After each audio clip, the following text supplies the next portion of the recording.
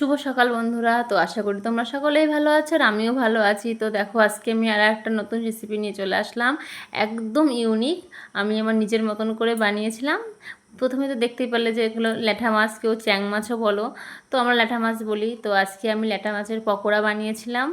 তো প্রথমে ল্যাঠা মাছগুলো কেটে মাথাগুলো ফেলে দিয়েছিলাম, ফেলে দেওয়ার পরে বাকি যে অংশটুকু ধরটুকু ছিল সেটুকু নিয়ে এসে ভালো করে ধুয়ে টুয়ে নিয়ে এসে সেদ্ধ করে নিয়েছিলাম। দেখো বেছে ছাড়িয়ে নিয়েছি। আর পাশে সব কিছু কুচিয়ে নিয়েছিলাম, পেঁয়াজ কুচি, আদা কুচি, রসুন কুচি, ধনেপাতা, টমেটো, কাঁচা লঙ্কা, একটু জিরের গুঁড়ো দিয়ে সব কিছু দিয়ে রেডি করেছিলাম। দেখো তোমরা দেখতেই পাচ্ছ। আর পাশে আলু সিদ্ধ করে নিয়েছিলাম। তো যাই হোক, আলুটা সেদ্ধ করে নিয়ে ভালো করে মেখে নিয়েছিলাম। একে একে সব মশলাগুলো দিয়ে দিলাম, জিরের গুঁড়ো, গোলমরিচ গুঁড়ো, লঙ্কার গুঁড়ো দিয়ে, আর একটু হালকা করে চালের গুঁড়ি দিয়েছিলাম, অল্প করে দিয়ে ভালো করে দেখো মেখে নিয়েছিলাম। নেওয়ার পরে শেপ নিজের মতন করে তোমরা শেপ দিতে পারো। তো আমি গোল গোল করে শেপ দিয়েছিলাম।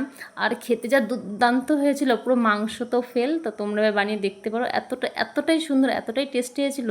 খুব খুব সুন্দর, দারুণ দারুণ ছিল। তো দেখো আমি খাচ্ছিলাম, হেভি সুন্দর টেস্ট, মুখে দিয়াতে একদম মিলিয়ে যাচ্ছিলো। তো তোমরা বানিয়ে বানিয়ে দেখতে পারো। তো আজকে এই পর্যন্ত, টাটা।